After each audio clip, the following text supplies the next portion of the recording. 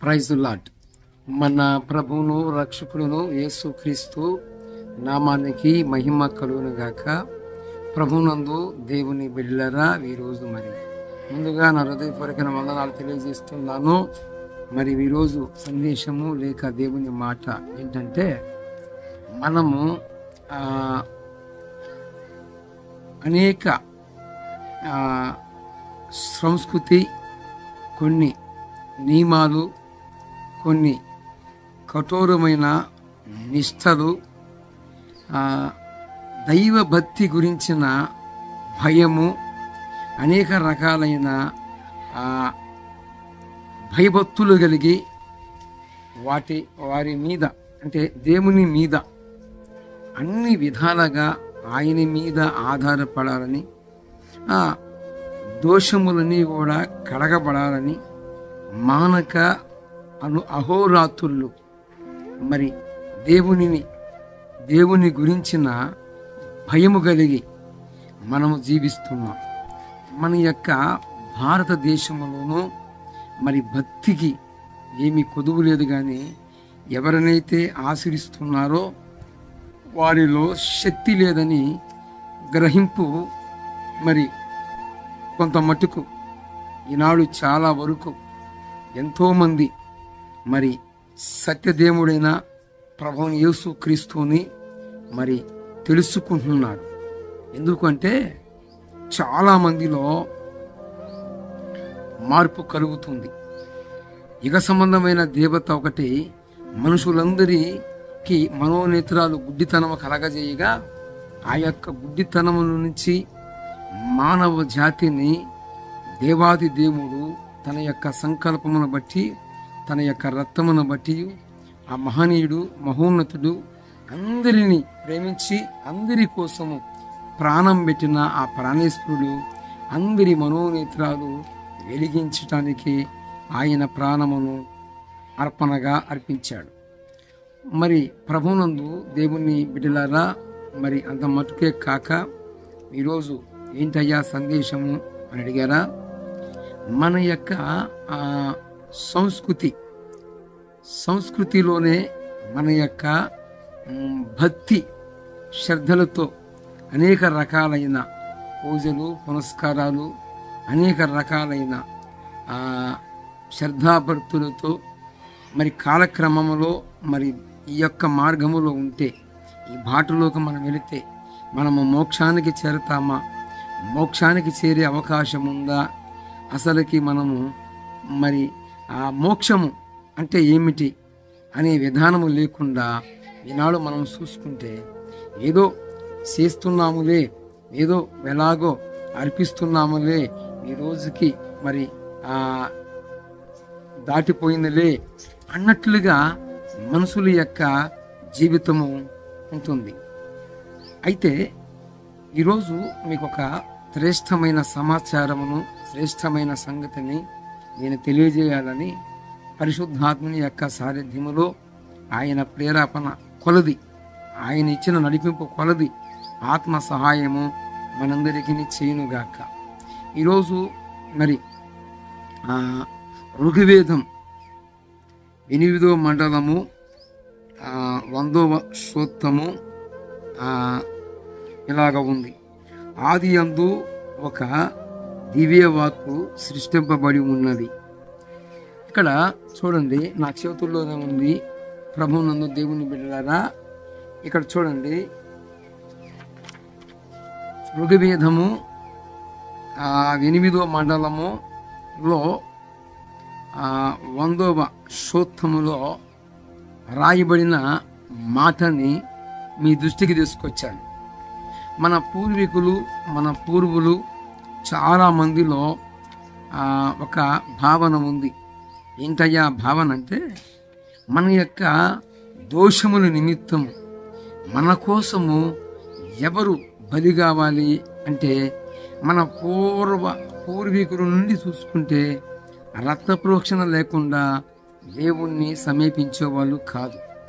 కానీ ప్రభువునందు దేవుని బిడ్డలారా, మరి ఎందుకు అలాగా మరి వాళ్ళు చేస్తున్నారు అంటే, రక్త ప్రోక్షణ అనేది దేవునిని మన యొక్క దోషములను మరుగు చేసి ఒక నిర్దోషమైన పశువు రక్తము ద్వారాగా ఆయన దాని రక్తమునకు ప్రతిగా మరి ఆ రక్తమును బట్టి మన దోషములను క్షమించే ఆ యొక్క తత్వము ఉన్నదని ఎవరో చెప్పారు మన పూర్వీకులకి. ఎవరు చెప్పారు అంటే కొంచెం పరిశీలిస్తే ఆది కాండములో ప్రథముగా మరి ఆదాము అవ్వ సృష్టింపబడ్డారు.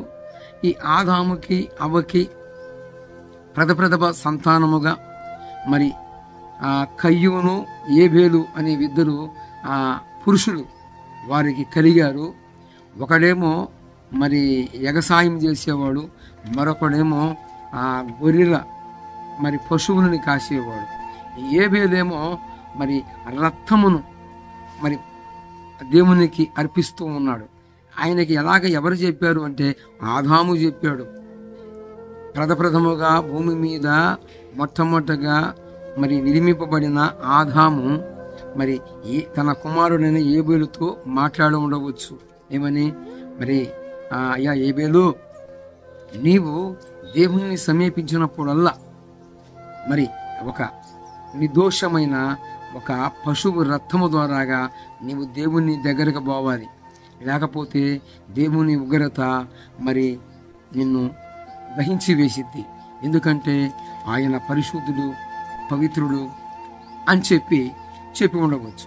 అందుకే మనం ఏబేలును చూస్తే మందలో ఒక నిర్దోషమైన పశువుని దేవుని పేరిట ఈటం మనం చూస్తాం.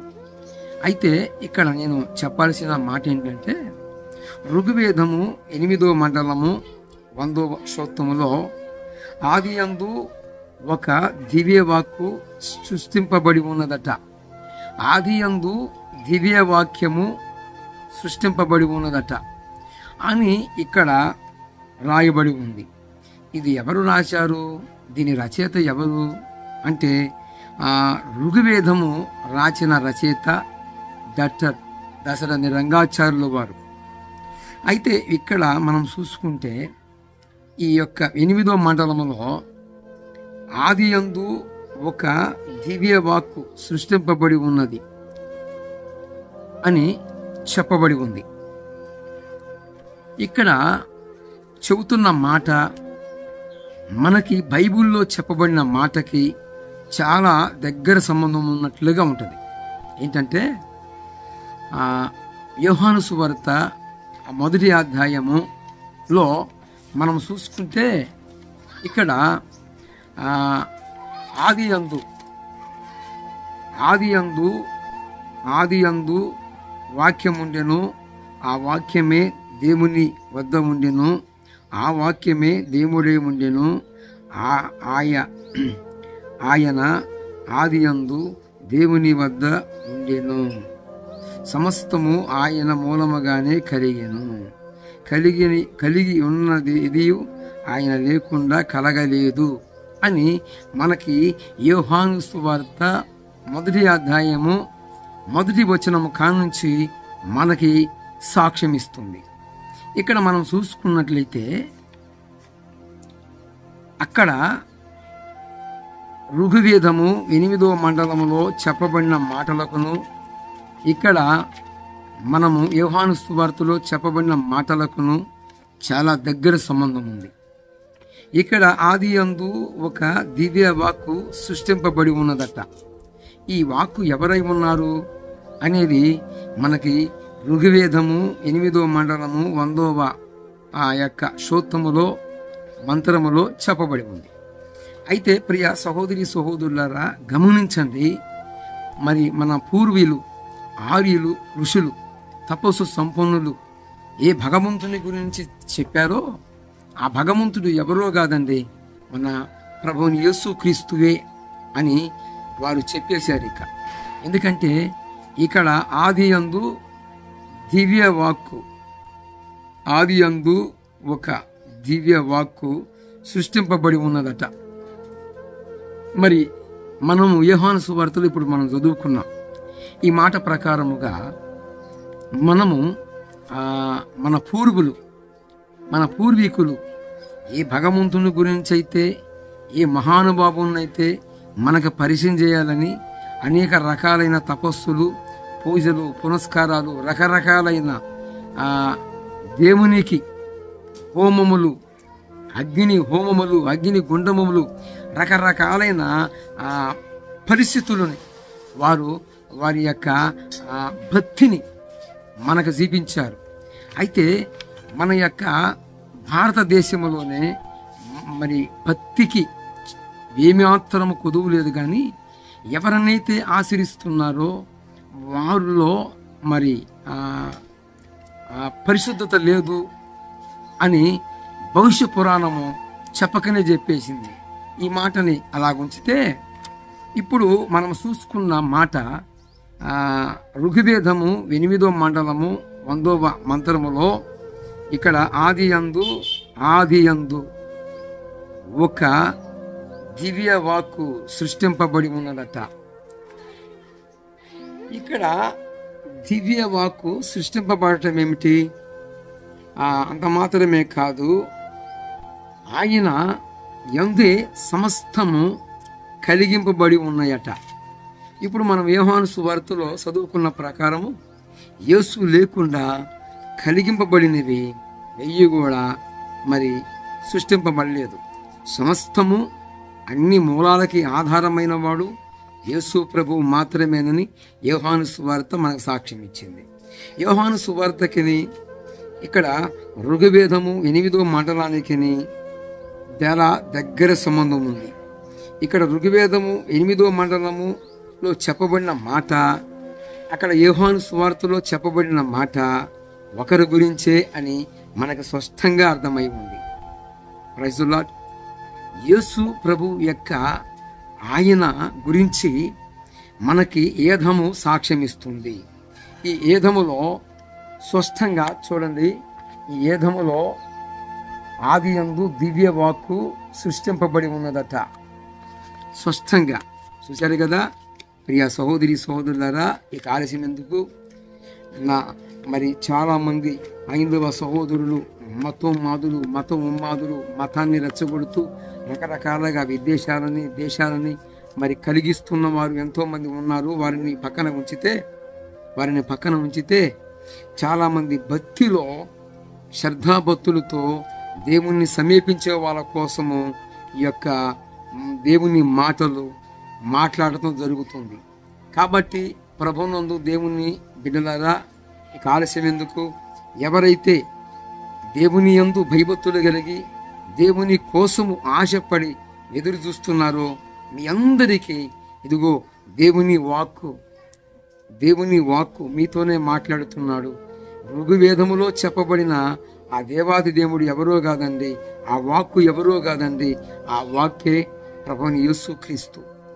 ఆయనే మనందరి పాపములను భరించి మనందరి జన్మ కర్మ పాప దోషముల నిమిత్తం బలిగా మార్చబడ్డాడు అని ఆ యోహాను సువార్తలో వాక్కు దేవుడే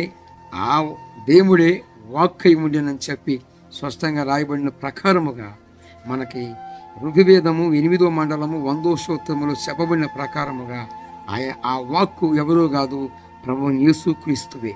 మరి అలాగ కాకపోతే మరి కామెంట్ రూపంలో తెలియజేయండి. మరి ఆ వాక్కు ఎవరో మరి నాకు తెలియజేస్తారని నా ప్రగాఢ విశ్వాసం. నేను అన్ని పరిశోధన చేశాను. అన్ని పరిశీలించిన తర్వాతనే ఒక నిర్ణయానికి వచ్చాను. ఎందుకంటే ఇలాగ నేను ఎవిడెన్స్ దగ్గర ఉంచుకొని మరి నేను సాక్ష్యం ఇస్తున్నాను. ఎవిడెన్స్ లేకుండా, ఆయుధము లేకుండా నేను సాక్ష్యం ఇవ్వట్లేదు. కానీ ప్రూఫ్తో సహా ఎవిడెన్స్ మీ అందరికీ చూపించి మరీ చెబుతున్నాను. ఇది ఋగ్వేదము 8వ మండలము 100వ స్తోత్రం 100వ మంత్రములో ఆది యందు దివ్య వాక్కు సృష్టింపబడి ఉన్నదని సాక్ష్యం ఇవ్వబడి ఉంది. మరి మనం యోహాను సువార్తలో చెప్పుకున్న ప్రకారముగా ఆ మహానుభావుడు ప్రభువైన యేసుక్రీస్తు గురించి చెప్పబడి ఉన్న ప్రకారముగా ఆ యేసే ఇక్కడ దివ్య వాక్కుగా సృష్టింపబడ్డాడని హారీలు దేవుని దర్శనం పొందుకొని తపస్సు సంపన్నులను ఆ మహానుభావులు మనకు తెలియజేశారు. ఈ మాటల బట్టి ఇకనైనా మారకపోతే, ఇంకా మార్పు చెందకపోతే, యేసు ప్రభు వారిని ఒక విదేశీ దేవుడిని, స్వదేశీ దేవుడు కాదని, ఒక వర్గానికి, ఒక జాతికి సంబంధించిన వాళ్ళని మరి మాట్లాడుకున్నట్లయితే మీరు ఎవరి మీద వ్యతిరేకమైన అడుగులు వేస్తున్నారో తెలుసా? సృష్టించిన సృష్టికర్త యేసు ప్రభు వారు ఎవరో కాదు, మనందరినీ సృష్టించిన వాడు, మనందరికీ ఆధారమైన వాడు. యేసు ప్రభు యొక్క రక్తమును బట్టే మనకి విమోచన క్రయధనం. మన దోషములను నిమిత్తము యేసు ప్రభు వారు మాత్రమే విడుదల కలిగించాడు.